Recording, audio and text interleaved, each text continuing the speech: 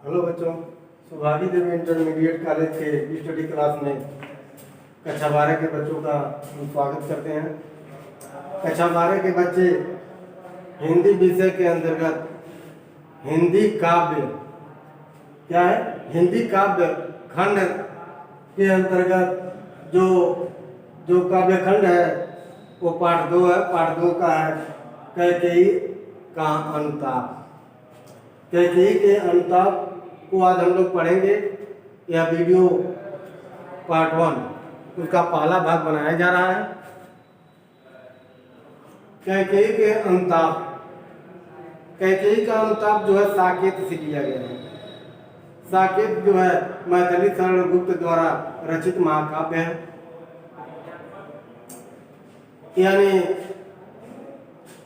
साकेत के माध्यम से मैथिली शरण गुप्त कैकेयी के पुनरुद्धार की बात किए हैं, जो इस पद में आपको देखने को मिलेगा। तो चलिए पहले मैं इस पद को पढ़ता हूँ। तदंतर बैठी सभा उठत के आगे, नीले दीतान के तले दीप बहु जागे। टकटकी लगाए नयन सुरों के थे वे, परिणामोत्सुकून भया तुरों के थे वे। उत्फुल करौदी कुंज वायु रहकर करती थी सबको पुलक पूर्ण कर। वह चंद्रलोक था कहाँ चांदनी वैसी, प्रभु बोले गिरा गंभीर नीर निधि जैसी।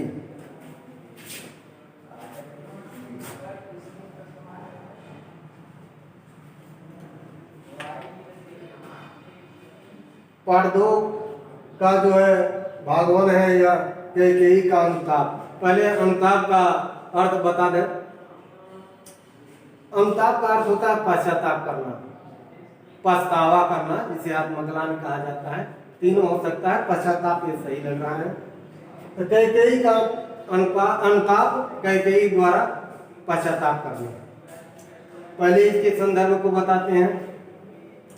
प्रस्तुत पद हमारी पाठ्य पुस्तक हिंदी के काव्यखंड अर्थात काव्यांजलि से उद्धृत मैथिली शरण गुप्त द्वारा रचित साकेत से लिया गया है, जो इसका शीर्षक है कैकेयी का अनुताप।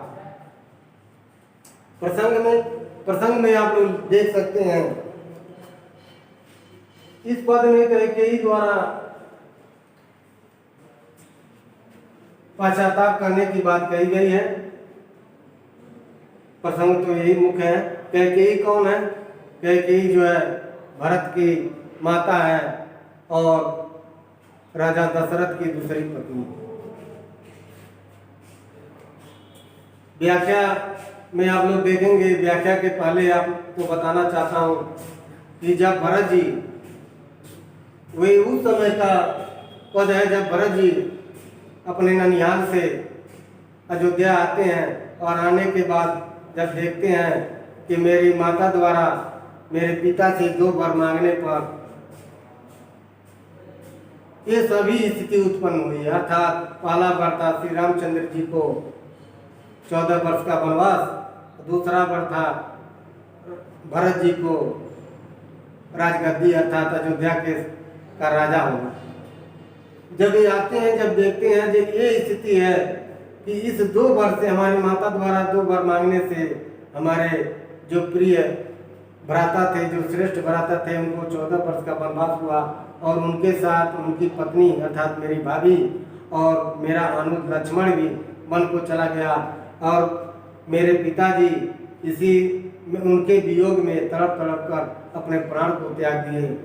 तब ये भरत जी अपनी माता कैकेयी अपने मंत्री जो सुमंत जी थे उनको लेकर और कुछ सैनिकों और अयोध्यावासियों के साथ रामचंद्र जी को के पास पहुंचते हैं, उन्हें बुलाने के लिए और अयोध्या वापस लाने के लिए।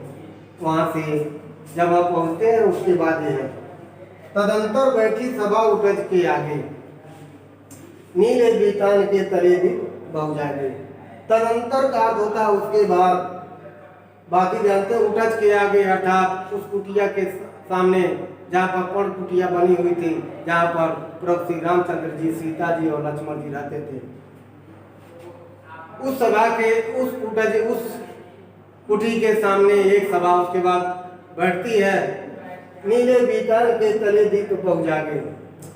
वह समय कैसा था, जब सभा बैठती है तो संध्या काल समाप्त हो जाता है, सायंकाल समाप्त हो जाता है और रात्रि की प्रथम पहर प्रारंभ होती है। इसलिए अब तारेगढ़ अब निकलना प्रारंभ करते हैं, क्योंकि रात्रि हो रही है। नीले बीतान के तले दीप पहुंचागे, अर्थात नीले आकाश के तलाटी में, नीले आकाश के तल में बीतान अर्थात तारे रूपी बहुत से दीपक जल उठे। तारे रूपी बहुत से दीपक जल उठे। टकटकी लगाए नयन सुरों के थे वे, परिणाम उत्सुकुन भयतुरों के थे वे। और आकाश मार्ग में, आकाश में सूर्य अर्थात देवतागण, नयन का अर्थ होता है नेत्र, टकटकी का अर्थ होता है एक टक देखना, अपलक देखना। आकाश में देवतागण एक टक उस सभा को देख रहे थे, परिणाम उत्सुकुन भयतुरों के थे और उनके हृदय में, उनके मन में क्या था, परिणाम उत्सुक, परिणाम को जानने के लिए उत्सुक भी थे। उस परिणाम को जानने के लिए उत्सुक थे, अभयातुक, और उसका परिणाम क्या होगा उसके लिए भय भी थे। अर्थात उस सभा में क्या रामचंद्र जी रहेंगे या अयोध्या वापस चले जाएंगे, अर्थात उनके मन में भय भी बना हुआ था और परिणाम को जानने के लिए उत्सुकता भी बनी हुई थी। तो टकटकी लगाए नयन सुरों के थे वे, परिणाम उत्सुकुन भयतुरों के थे वे। तो अयोध्या तो देवतागण अपलक उस सभा को देख रहे थे और उसका ये सोच रहे थे परिणाम क्या होगा, इसके लिए मन में भय भी था और परिणाम को जानने के लिए उत्साहित भी थे।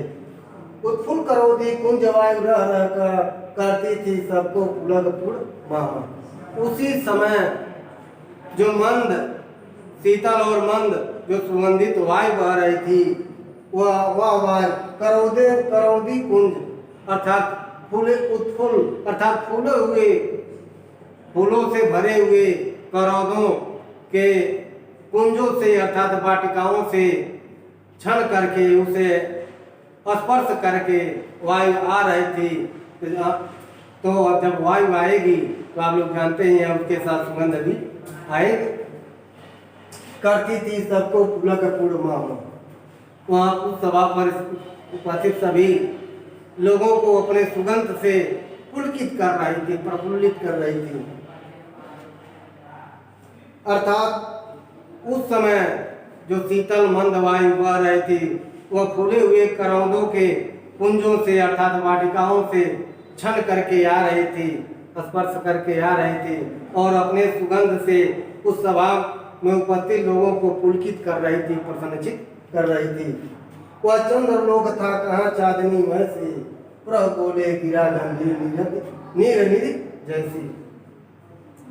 और उस समय वहाँ ऐसी चांदनी छिटकी हुई थी, उस समय चांद की चांदनी ऐसी छिटकी हुई थी। वह चंद्रलोक था कहाँ चांदनी, चंद्रलोक में भी, अच्छा चंद्रलोक भी वैसी चांदनी आपको नहीं देखने को मिलेगी जितनी अच्छी चांदनी वहाँ छिटकी हुई थी।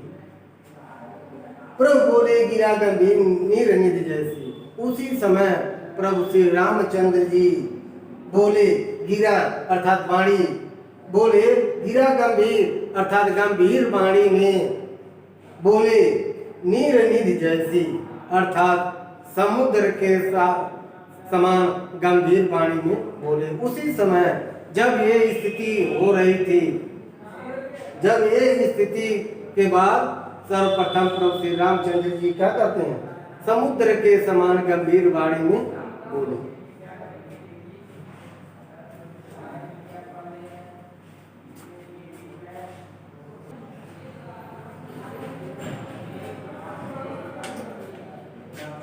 हे भरत भद्र अब कहो चित्त अपना, सब सजग हो गए भंग हुआ जो सपना।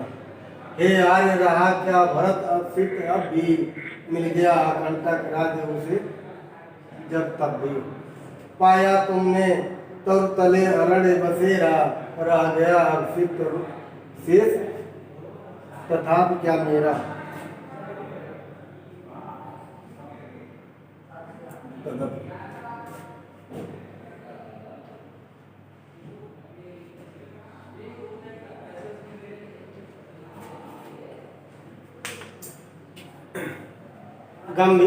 गंभीर मुद्रा, समुद्र के समान गंभीर मुद्रा में, गंभीर वाणी में प्रभु श्री रामचंद्र जी बोलते हैं, क्या कहते हैं। हे भरत भद्र अब कहो चित्त अपना, सब सजग हो गए भंग हुआ जो सपना। जब बोले हे भरत भद्र, हे भरत भाई, हे भरत भाई, अब कहो अब चित्त अपना। अब इस चित्त का अर्थ होता है अभिलाषा, इच्छा। क्या होता है? अभिलाषा या इच्छा। ये कह रहे हैं हे भरत भाई, अब तुम्हारी इच्छा क्या है, तुम्हारी अभिलाषा क्या है। सब सजग हो गए भंग हुआ जो सपना। जब इस वाणी को वहाँ उपस्थित सभा जन और देवतागण जब इस बात को सुनते हैं तो सब सजग हो जाते हैं, अर्थात सतर्क हो जाते हैं, अर्थात उस वाणी को, उनके बातों को सुनने के लिए एकाग्रचित हो जाते हैं। हे आर्य रहा क्या भरत अब चित्त अब भी, मिल गया कंटक राज्य उसे जब तब भी। अब यहाँ देखो भरत जी क्या कहते हैं, हे आर्य, हे श्रेष्ठ। आर्य का अर्थ होता है श्रेष्ठ। हे श्रेष्ठ चाहे हे आर्य, हे आर्यों के पुत्र, अर्थात हे श्रेष्ठ श्री रामचंद्र जी। हे आर्य रहा क्या भरत और चित्त अब भी, भरत के लिए अब भी कोई अभिलाषा है क्या। हे आर्य, हे श्रेष्ठ, हे श्रेष्ठ भाई श्री रामचंद्र जी, अब क्या भरत के लिए भी कोई अभिलाषा है।